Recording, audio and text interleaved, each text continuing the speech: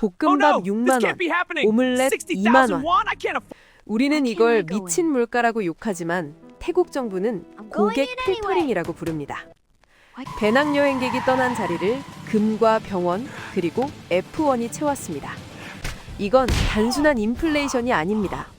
돈 없는 손님은 베트남으로 꺼지세요. 태국이 전 세계 서민들에게 보낸 잔혹한 해고 통지서. 가성비의 제왕은 죽었습니다. 지금부터 당신의 지갑을 노리는 태국의 국가적 고객 구조조정, 그 거대한 빅픽처를 낱낱이 파헤치겠습니다.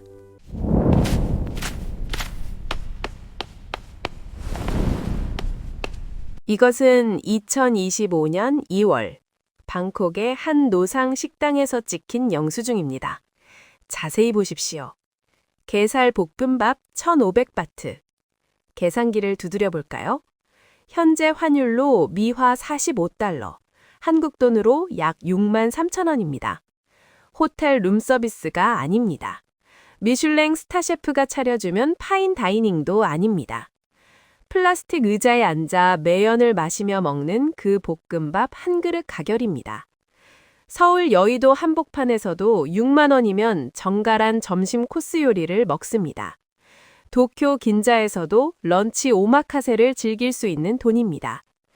그런데 지금 가성비의 성지라 불리던 태국 방콕에서 이 돈은 고작 볶음밥 한 그릇과 교환됩니다. 에이, 저건 바가지 쓴 거잖아. 일부 유명한 가게만 저런 거 아니야? 지금 화면을 보시는 여러분은 그렇게 자위하고 싶으실 겁니다. 하지만 이것은 단순한 바가지가 아닙니다. 방콕 전역에서 벌어지고 있는 가격표의 혁명입니다. 여기 또 다른 영수증이 있습니다. 태국을 상징하는 서민 음식, 오믈렛. 가격은 12달러, 약 1만 7천 원입니다. 계란 몇 알과 기름, 그리고 약간의 게살이 들어간 이 접시가 한국의 치킨 한 마리 값과 맞먹습니다. 우리가 알던 태국은 이렇지 않았습니다. 주머니 가벼운 대학생이 배낭 하나 메고 떠라도 황제처럼 먹고 마실 수 있었던 곳. 10,000원 한 장이면 마사지를 받고 팟타이 2그릇을 비우고도 남았던 그 천국은 어디로 갔을까요? 여기 흥미로운 데이터가 하나 있습니다. 지난 30년간 태국 관광의 가장 큰 손님이었던 일본인들의 반응입니다. 최근 일본 트위터 실시간 트렌드에는 태국 탈출이라는 키워드가 올라왔습니다. 도쿄보다 방콕 물가가 더 비싸다. 이제 태국은 부자들만 가는 곳이다. 엔화 약세 탓일까요? 아닙니다. 일본인들이 가난해진 게 아니라 태국이 기형적으로 비싸진 것입니다. 스시의 본고장 도쿄에서 1,000엔이면 먹는 점심이 방콕의 쇼핑몰 푸드코트에서는 1,500엔을 줘야 합니다. 아시아의 물가 서열이 완전히 뒤집힌 겁니다. 우리는 그동안 일시적인 인플레이션이라고 믿었습니다. 코로나가 끝나서 전쟁 때문에 기름값이 올라서 그렇다고 생각했죠. 하지만 45달러짜리 볶음밥이 우리에게 말해주는 진실은 훨씬 더 잔혹합니다. 이 미친 가격표는 실수나 사고가 아닙니다. 누군가가 아주 정교하게 설계한 입장료입니다. 당신이 볶음밥에 6만 원을 태울 수 없는 사람이라면, 오믈렛 하나에 2만 원을 내는 게 아깝다면, 태국은 더 이상 당신을 환영하지 않는다는 뜻입니다. 우리는 이것이 태국 경제의 위기라고 생각했습니다. 관광객이 줄어들면 태국이 망할 거라고 비웃었죠. 하지만 태국 정부의 고위 관료들이 모인 회의실의 풍경은 정반대였습니다. 그들은 텅 빈 카오산 로드를 보며 한숨을 쉬는 게 아니라 오히려 샴페인을 터뜨리고 있었으니까요. 그들의 책상 위에 놓인 관광청 전략 보고서의 첫 줄이 모든 것을 설명하고 있었습니다. 2024년 여행 유튜버들의 목적지가 바뀌었습니다. 유튜브 검색창에 동남아 한 달 살기를 쳐보십시오. 치앙마이와 방콕이 있던 자리를 베트남 다낭, 나트랑, 푸꾸옥이 점령했습니다. 이유는 단순합니다. 가격입니다. 베트남에선 아직 맥주 한 병이 1,000원입니다. 호텔 1박에 3만 원이면 조식까지 포함된 오션뷰를 줍니다. 우리가 과거 태국에서 누렸던 그 10,000원의 행복이 국경을 넘어 베트남으로 이사간 겁니다. 관광객들은 냉정합니다. 태국이 비싸면 안 가면 그만이지. 그렇게 태국을 떠나 베트남으로, 필리핀으로, 일본으로 떠났습니다. 여기에 기름을 부은 건 중국입니다. 지난해 중국 박스오피스를 강타한 영화 고주일척. 이 영화 한 편이 중국인들의 뇌 구조를 바꿔놨습니다. 태국에 가면 납치당해 장기를 적출당한다. 이 괴담은 산불처럼 번졌습니다. 중국 SNS 웨이보에는 태국 여행 취소 인증샷이 릴레이처럼 올라왔고 태국 쇼핑몰을 가득 채우던 중국인 단체 관광객 버스는 증발했습니다. 자, 여기서 우리의 상식적인 계산이 작동합니다. 가성비족은 베트남으로 도망갔고 큰손 중국인들은 공포에 질려 오지 않습니다. 그럼 태국 정부는 어떻게 해야 할까요? 무릎 꿇고 빌어야 합니다. 제발 다시 와주세요. 호텔값 내릴게요. 볶음밥값 깎아줄게요. 비자 면제해주고 할인 쿠폰 뿌리고 안전하다고 홍보해야 정상입니다. 하지만 태국 정부의 반응은 우리의 예상을 완벽하게 배신합니다. 태국 관광청장 타파니 키아트파이불은 이렇게 선언합니다. 우리는 더 이상 값싼 관광객을 원하지 않습니다. 이것은 실수가 아닙니다. 공식적인 고객 필터링 선언입니다. 지금 45달러짜리 볶음밥을 욕하며 떠나는 배낭여행객들을 잡을 생각이 눈꽃만큼도 없습니다. 오히려 속으로 쾌재를 부르고 있습니다. 돈 안 되는 배낭족들이 알아서 베트남으로 꺼져주는군. 이것이 태국 정부가 바라보는 진짜 속마음입니다. 그들은 지난 30년간 전 세계에 호구 노릇을 하며 깨달았습니다.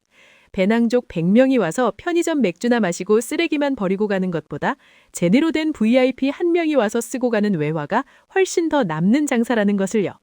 통계가 증명합니다. 관광객 수는 전성기 대비 70% 수준에 머물고 있지만 1인당 지출액은 오히려 급등하고 있습니다.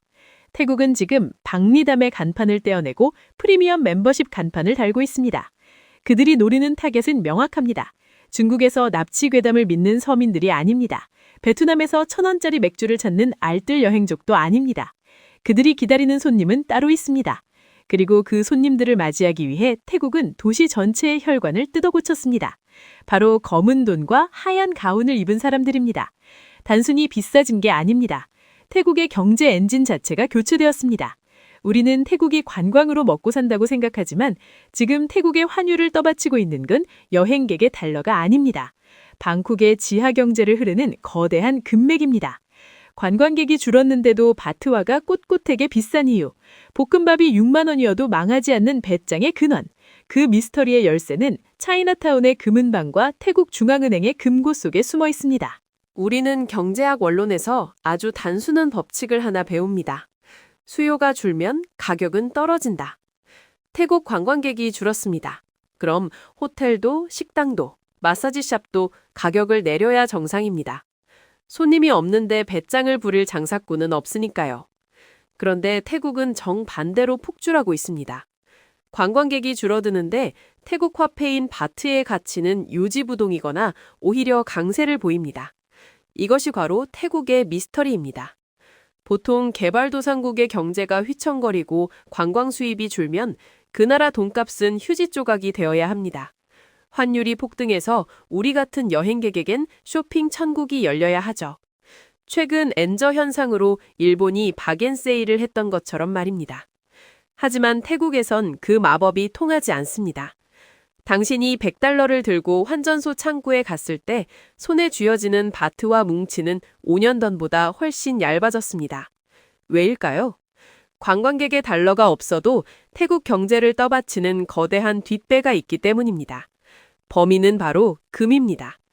태국은 동남아시아 최대의 금 거래 허브입니다. 싱가포르, 홍콩 다음 가는 아시아 3대 금 거래 시장이 바로 이곳 방콕입니다. 이게 여행객인 당신과 무슨 상관이냐고요? 아주 밀접한 상관이 있습니다. 당신의 지갑을 털어가는 보이지 않는 손이 바로 여기에 있으니까요. 메커니즘은 이렇습니다. 전 세계 경제가 불안해지면 금값이 오릅니다. 안전자산 선호 심리 때문이죠. 금값이 오르면 태국 사람들은 집에 묵혀뒀던 금목걸이, 금팔찌, 금괴를 들고 차이나타운으로 달려갑니다. 태국의 금 거래상들은 이 금을 사들여 해외로 수출합니다. 금을 팔았으니 달러를 벌어오겠죠? 그 달러를 시장에 풀고 다시 태국 돈 바트를 사들입니다. 자, 여기서 시장 논리가 작동합니다. 시장에 달러가 넘쳐나고 바트를 사려는 수요가 폭발합니다. 그럼 어떻게 될까요? 바트화의 가치가 올라갑니다. 관광객이 오든 말든 상관없습니다. 태국 사람들이 장롱 속 금을 꺼내 파는 순간 태국 돈의 가치는 천정부지로 솟구칩니다. 이것이 당신이 환전소 앞에서 좌절하는 진짜 이유입니다. 태국은 관광 대국이기 이전에 금 투기 국가입니다. 국민들이 금을 화폐처럼 저축하고 위기 때마다 금을 팔아 환율을 방어합니다. 이 독특한 경제 구조가 관광객의 구매력을 빨아먹는 블랙홀이 된 것입니다. 관광객이 줄어서 나라가 망할 것 같다고요? 천만에요. 태국 중앙은행 총재는 웃고 있습니다. 금 수출로 벌어들이는 막대한 외화가 관광 수입의 빈자리를 메우고도 남기 때문입니다. 즉, 태국 경제는 이제 배낭여행객의 쌈짓돈에 의존하지 않습니다. 그들은 금이라는 훨씬 더 강력하고 비싼 파트너를 찾았습니다. 이것이 태국 정부가 돈 없는 관광객은 필요 없다고 배짱을 부릴 수 있는 첫 번째 믿는 구석입니다. 하지만 이것만으로는 설명이 부족합니다. 환율이 비싸진 건 알겠는데 왜 볶음밥 가격표의 숫자 자체가 150바트에서 1,500바트로 10배나 뛰었을까요? 단순히 환율 문제라면 10%, 20% 비싸져야지 1000%가 오르는 건 말이 안 됩니다. 여기에는 금보다 훨씬 더 확실하고 더 치밀하게 계산된 두 번째 엔진이 작동하고 있습니다. 태국 정부가 카오산로드의 호스텔들을 밀어버리고 그 자리에 짓고 싶어 하는 것, 바로 병원입니다.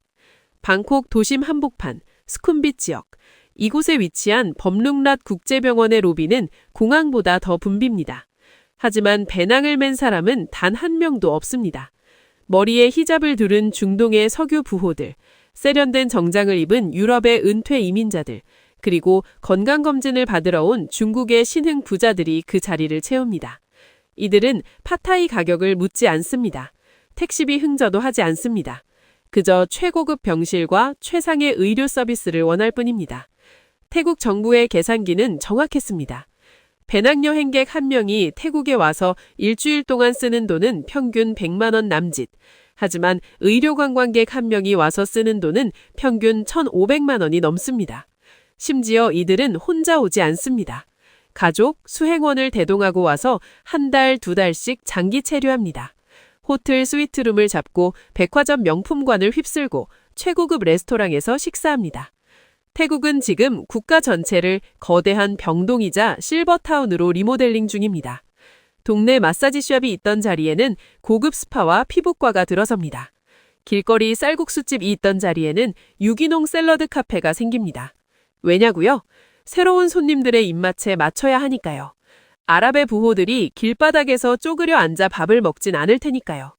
그 과정에서 저렴한 물가라는 태국의 옛 정체성은 거추장스러운 껍데기가 되었습니다. 오히려 싸구려 이미지를 벗어던져야 부자 손님들이 안심하고 지갑을 엽니다. 그래서 태국은 일부러 비싸지기로 작정한 겁니다. 이 영수증은 단순한 음식값이 아닙니다. 우리는 이제 급이 다릅니다. 라고 외치는 태국의 자신감이자 과거의 주인이었던 배낭여행객들에게 보내는 퇴거 명령서입니다. 돈 없으면 나가주세요. 더 비싼 손님들이 줄을 섰으니까요. 하지만 태국의 야심은 여기서 멈추지 않습니다. 금으로 환율을 방어하고 병원으로 부자를 끌어들인 다음 그들이 마지막으로 꽂은 깃발은 전 세계 젊은 힙스터들을 열광시키는 단 한 명의 인물에게 향합니다. 태국 정부가 의료관광으로 은퇴한 노인들의 지갑을 열었다면 그 다음 타겟은 전 세계의 젊은 부자들입니다. 여기서 등장하는 이름 바로 리사입니다. 단순히 우리나라 출신 가수가 유명해서 자랑스럽다는 차원이 아닙니다.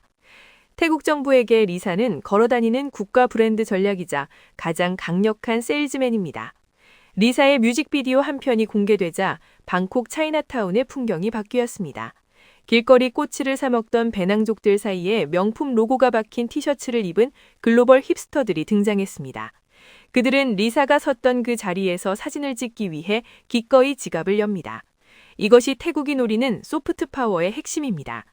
태국은 싸다는 이미지를 태국은 힙하다로 바꾸는 것. 싼 맛에 오는 곳이 아니라 트렌드를 소비하러 오는 곳으로 포지셔닝을 변경하는 겁니다.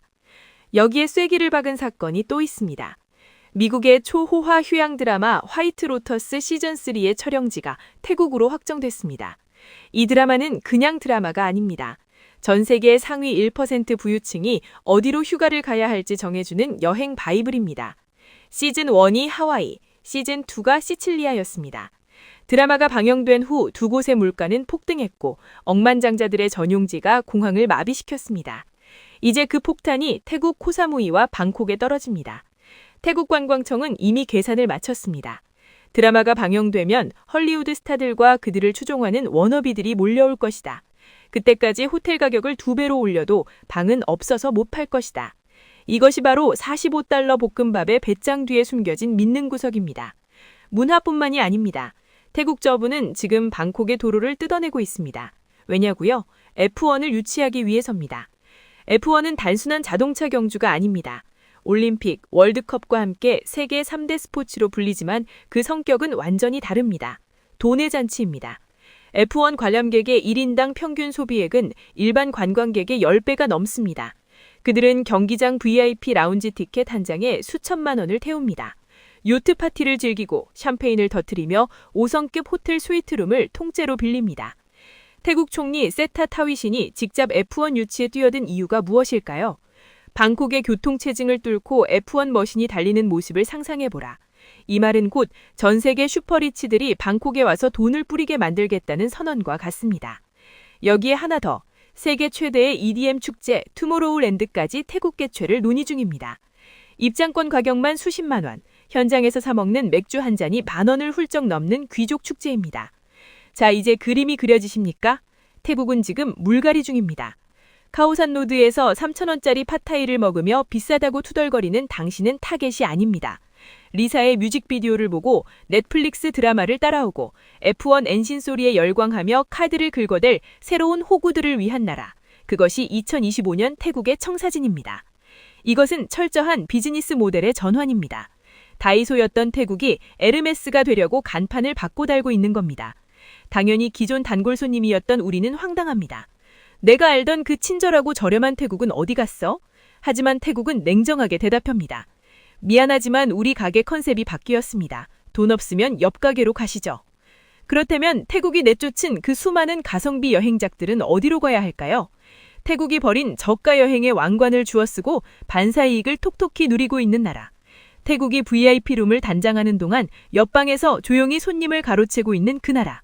바로 베트남입니다. 태국의 도박이 과연 성공할지 아니면 옆 가게만 배불려주는 꼴이 될지 그 결정적인 승부처가 지금 베트남 다낭과 푸크옥에서 벌어지고 있습니다. 하지만 태국의 이 거만한 전략엔 치명적인 약점 하나 숨겨 있습니다. 베트남이 웃고 있는 진짜 이유는 단순히 가격 때문이 아닙니다. 태국이 잊고 있었던 여행객들이 지갑을 여는 가장 근본적인 이유, 바로 신뢰의 문제가 터졌기 때문입니다.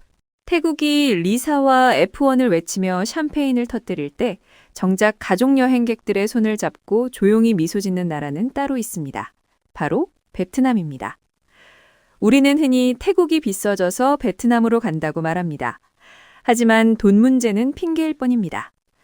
여행객들이 태국을 손절하고 베트남행 비행기에 오르는 진짜 이유, 그 결정적 증거는 따로 있습니다. 바로 거리에서 풍기는 냄새입니다. 2022년 6월, 태국 정부는 아시아 최초로 대마초를 합법화했습니다. 그들의 계산은 단순했습니다. 서양의 힙스터들을 끌어들이자, 암스테르감처럼 자유의 성지가 되자. 결과는 어땠을까요? 방콕의 거리는 대마 냄새로 뒤덮였습니다. 편의점에서는 대마 성분이 들어간 음료수를 팔고 길거리 노점상에선 대마 쿠키를 굽습니다. 술에 취해 비틀거리는 배낭족들 사이로 몽롱한 눈을 한 사람들이 거리를 배회합니다. 자, 당신이 초등학생 자녀를 둔 부모라고 가정해 봅시다. 아이 손을 잡고 휴가를 떠나려는데 길거리에서 대마초 연기가 피어오르는 나라로 가시겠습니까? 아니면 밤 10시에도 치안이 완벽하게 통제되는 나라로 가시겠습니까? 여기서 태국의 치명적인 실수가 드러납니다. 그들은 자유를 팔았지만 그 대가로 가장 중요한 신뢰를 잃었습니다. 반면 베트남은 강력한 공산당 정권입니다. 마약? 걸리면 사형입니다. 총기 소지? 상상도 못할 일입니다. 아이러니하게도 이 강력한 통제가 관광객들에게는 가장 완벽한 안전장치가 되었습니다. 한국인, 중국인 가족 관광객들이 원하는 건 자유분방한 쾌락이 아닙니다. 내 아이가 안전하게 뛰어놀 수 있는 예측 가능한 환경입니다. 태국은 스스로 그 환경을 파괴했고 베트남은 그 틈을 파고들어 아시아의 안전지대라는 타이틀을 낚아챘습니다. 여기에 가격표라는 쐐기까지 박힙니다. 단순히 싼 게 아닙니다. 가성비의 격차가 벌어졌습니다. 맥주 한 병, 태국 방콕 약 4,500원, 베트남 다낭 약 1,100원, 5성급 호텔 1박, 태국 푸켓 30만 원부터, 베트남 나트람 15만 원부터 무려 2배에서 4배 차이가 납니다. 같은 바다, 같은 야자수, 같은 열대과일인데 가격표는 절반 이하입니다. 심지어 베트남은 한국 기업들이 진출해 있어 배달의 민족으로 떡볶이를 시켜 먹을 수도 있습니다. 한국인에게 이보다 더 완벽한 대체제가 있을까요? 데이터가 증명합니다. 2023년 기준 한국인이 가장 많이 방문한 동남아 국가 1위. 부동의 1위였던 태국은 베트남에게 왕좌를 뺏긴 지 오래입니다. 이제 베트남 방문객 수가 태국의 2배에 육박합니다. 태국 정부도 바보가 아닙니다. 이 통계를 매일 보고받습니다. 그런데 왜 가만히 있을까요? 왜 베트남처럼 맥주값을 내리고 대마초를 다시 금지하지 않을까요?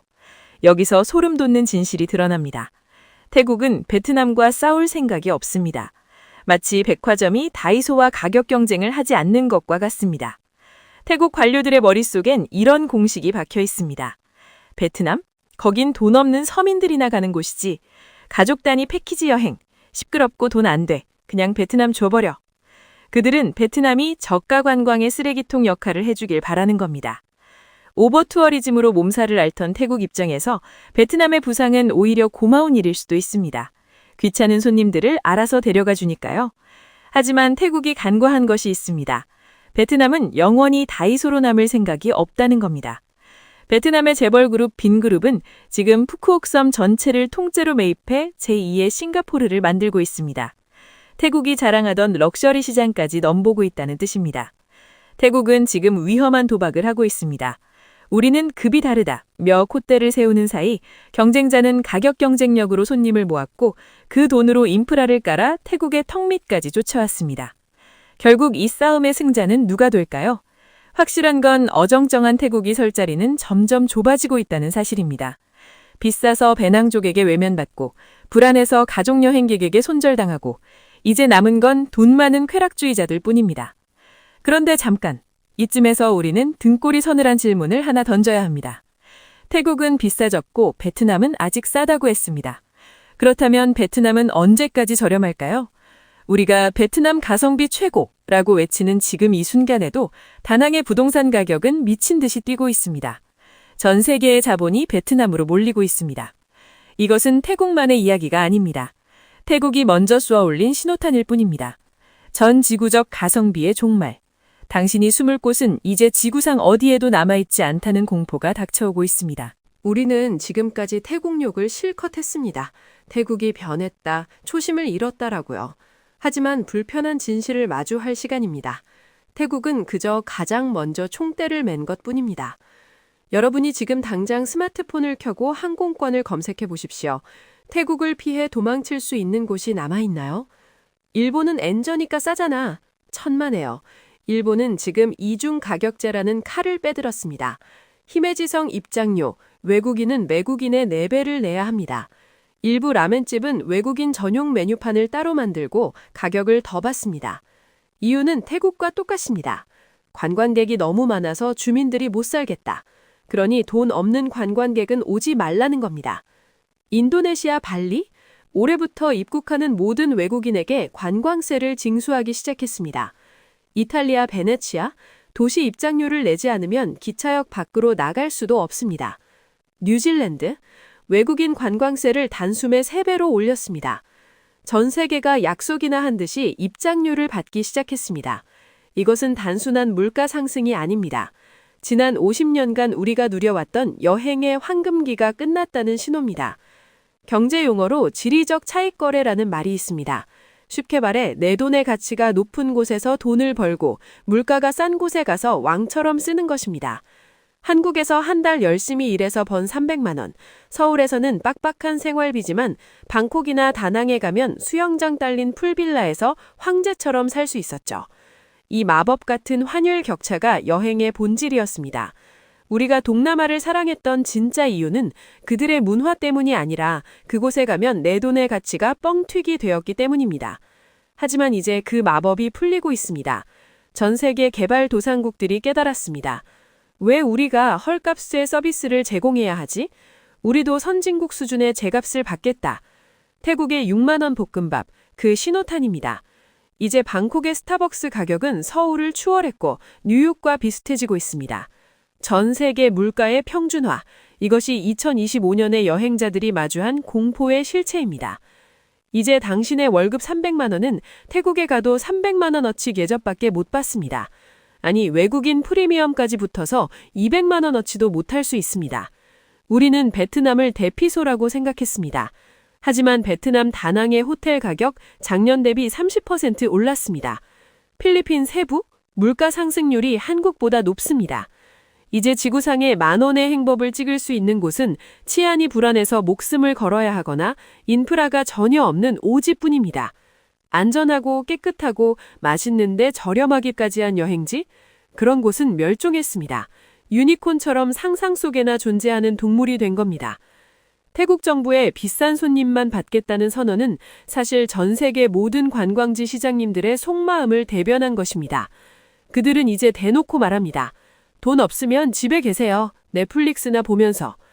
여행은 이제 누구나 누릴 수 있는 권리가 아니라 능력 있는 사람만 입장할 수 있는 유료 회원제 클럽이 되었습니다. 가성비 여행이라는 단어 자체가 역사책 속으로 사라지고 있는 겁니다. 그런데 여기서 정말 무서운 이야기는 따로 있습니다. 우리는 비싸서 못 가겠다고 불평하면 그만입니다. 안 가면 되니까요. 제주도 가면 되고 집에서 쉬면 됩니다. 하지만 이 미친 물가의 파도 속에 갇혀버린 사람들, 도망칠 곳이 없는 사람들은 어떻게 되었을까요? 태국의 서민들입니다. 관광객인 우리에게 6만 원 볶음밥은 기분 나쁜 바가지지만 하루 일당이 15,000원인 태국 노동자에게 이 물가는 생존의 위협입니다. 리사가 춤을 추고 F1 레이싱카가 달리는 화려한 방콕의 이면, 그 화려한 조명 아래서 태국의 서민 경제는 소리 없이 붕괴하고 있습니다. 우리는 비싸다고 욕하고 떠나면 그만이지만 그들은 떠날 곳이 없습니다. 정부가 우리는 선진국형 관광 대국이다 라고 자화자찬하는 사이 태국 국민들의 삶은 어떻게 부서지고 있을까요? 이 화려한 파티의 계산정은 결국 누가 치르게 될까요? 지금부터 태국의 진짜 비극, 낙수 효과는 없고 낙성만 떨어지는 잔혹한 현실을 보여드리겠습니다. 정부의 계산대로라면 이 시나리오는 해피엔딩이어야 합니다. 부자 관광객이 와서 돈을 펑펑 쓴다. 그럼 호텔도 돈을 벌고 식당도 돈을 벌고 택시기사도 돈을 번다. 경제학에서 말하는 낙수 효과입니다. 하지만 현실은 잔혹합니다. 12달러짜리 오믈렛을 파는 그 식당, 주인은 누구일까요? 태국의 평범한 서민이 아닙니다. 대기업 프랜차이즈이거나 외국계 자본이 소유한 5성급 호텔 체인입니다. F1 경기장을 짓고 투모로우랜드를 유치하면 돈은 누가 벌까요? 티켓 수익은 글로벌 주관사가 가져가고 VIP들이 마시는 샴페인 값은 루이비통 그룹 같은 거대 자본의 주머니로 들어갑니다. 낙수 효과? 그런 건 없습니다. 태국 하늘에서 떨어지는 돈비는 서민들의 지붕에 닿기도 전에 증발해버립니다. 오히려 낙성만 떨어집니다. 거리를 깨끗하게 만들어야 부자들이 온다. 이 명분 아래 방콕의 명물이었던 길거리 노점상들은 강제로 쫓겨나고 있습니다. 카오산 로드의 팟타이 할머니는 이제 그 자리에서 장사할 수 없습니다. 그 자리를 깨끗한 프랜차이즈 카페가 차지했으니까요. 화려한 쇼핑몰 뒤편에서 태국 국민들은 빚더미에 앉아 있습니다. 태국의 가계부채는 GDP 대비 91%, 아시아 최악 수준입니다. 물가는 선진국처럼 올랐는데 월급은 개발도상국 그대로입니다. 이것이 태국이 숨기고 있는 시한폭탄입니다. 서민들은 6만 원짜리 볶음밥을 사 먹을 돈이 없어 편의점 도시락으로 끼니를 때웁니다. 관광객만 비싸서 못 가겠다고 우는 게 아닙니다. 현지인들도 비싸서 못 살겠다고 비명을 지르고 있습니다. 더 무서운 건 태국의 이 도박이 실패할 가능성이 매우 높다는 겁니다. 경제학에는 샌드위치 위기라는 말이 있습니다. 위에서는 찍어 누르고 밑에서는 치고 올라오는 상황이죠. 지금 태국이 딱 이 꼴입니다. 가격 경쟁력? 이미 베트남과 필리핀에게 완전히 밀렸습니다. 그렇다면 럭셔리? 진짜 돈 많은 부자들은 태국을 가성비 럭셔리로 소비할 뿐 진정한 하이엔드로 취급하지 않습니다. 싱가포르의 금융 인프라, 두바이의 압도적인 스케일, 일본의 디테일한 서비스. 태국이 이들을 이길 수 있을까요? 어설프게 가격만 올리다간 가난한 배낭족도 잃고 까다로운 부자들도 만족시키지 못하는 이도저도 아닌 나라가 될 수 있습니다. 이것이 바로 중진국의 함정입니다. 태국은 지금 자살골을 넣고 있는지도 모릅니다. 우리는 비싸다고 선언한 순간 그들이 지난 50년간 쌓아올린 가장 강력한 무기인 친근함과 만만함을 스스로 버렸기 때문입니다. 결국 이 파티가 끝나고 나면 남는 것은 텅 빈 5성급 호텔들과 일자리를 잃고 거리로 나앉은 서민들, 그리고 옛날 그 태국이 좋았지라며 등을 돌린 우리 같은 관광객들 뿐일지도 모릅니다. 하지만 태국 정부는 멈추지 않을 겁니다. 이미 돌아올 수 없는 강을 건넜으니까요. 이제 마지막 질문을 던질 차례입니다. 그래서 결론이 뭐냐고요? 우리가 6만 원짜리 볶음밥을 욕하고 있을 때 태국은 우리에게 아주 차가운 거울 하나를 들이밀고 있습니다. 그 거울 속에 비친 우리의 모습은 과연 안전할까요? 다시 처음으로 돌아가 봅시다. 이 6만 원짜리 영수증. 이제 이 종이 조각이 다르게 보이지 않으십니까? 영상 시작할 때 우리는 이 가격표를 보고 분노했습니다. 태국이 미쳤구나. 관광객 등쳐먹는구나. 하지만 50분 동안 태국의 큰 그림을 본 지금 이 숫자는 더 이상 실수나 사고로 보이지 않습니다. 이것은 태국이라는 국가가 전 세계 여행자들에게 발송한 청구서이자 새로운 태국으로 입장하기 위한 유료 회원권입니다. 태국 정부는 계산기를 두드렸고 결론을 내렸습니다. 싸구려 술에 취해 길바닥에 쓰레기를 버리는 100명의 배낭족보다 조용히 병원에서 건강검진을 받고 명품을 사는 한 명의 VIP가 훨씬 더 가성비가 좋다는 것을요. 그래서 그들은 과감하게 가격이라는 장벽을 세웠습니다. 클럽 입구의 건장한 가드처럼 이 영수증은 자격 없는 손님을 걸러내는 필터 역할을 하고 있는 겁니다. 비싸면 안 가면 됩니다. 하지만 맞습니다. 안 가면 됩니다. 하지만 우리가 진짜 불편한 이유는 따로 있습니다. 이 가격표가 우리의 가난을 증명하고 있기 때문입니다. 우리는 지난 수십 년간 착각 속에 살았습니다. 우리가 부자라서 해외여행을 간 게 아니었습니다. 단지 태국이, 베트남이, 필리핀이 우리보다 가난했기에 그 환율 차이를 즐겼던 것뿐입니다. 그런데 이제 그 격차가 사라졌습니다. 태국은 금으로 환율을 방어하며 의료관광으로 부자를 유치하며 우리는 더 이상 당신들의 놀이터가 아니다라고 선언했습니다. 이 45달러 볶음밥은 우리에게 묻고 있는 겁니다. 당신은 이 가격을 지불할 능력이 있습니까? 우리가 지금 태국을 버리고 베트남으로 도망가는 건 우리가 똑똑한 소비자라서가 아닙니다. 태국이 정해놓은 커트라인에서 탈락했기 때문일지도 모릅니다. 지금 베트남으로 가면 볶음밥이 5,000원입니다. 하지만 기억하십시오. 베트남 또한 태국의 이 성공 방정식을 지켜보고 있습니다.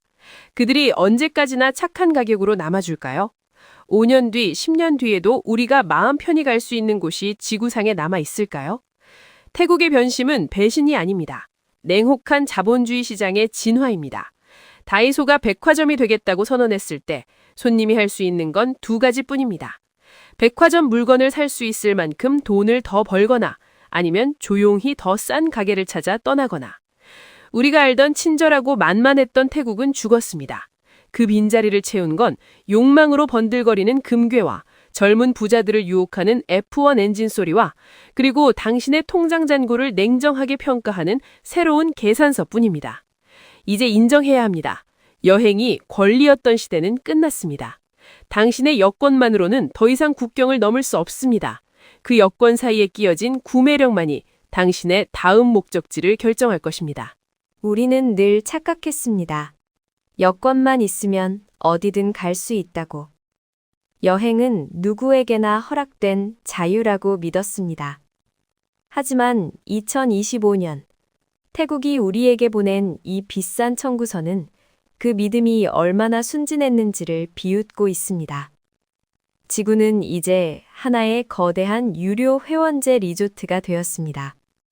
국경은 군인이 지키는 것이 아닙니다. 당신의 구매력이 지키고 있습니다. 즐길 수 있을 때 즐기십시오. 우리가 그토록 사랑했던 가성비라는 단어가 역사 박물관의 유리관 속에 전시되기 전에 말이죠. 자, 이제 대답해 보십시오. 닫혀가는 세계의 문 앞에서 당신의 멤버십 등급은 어디입니까?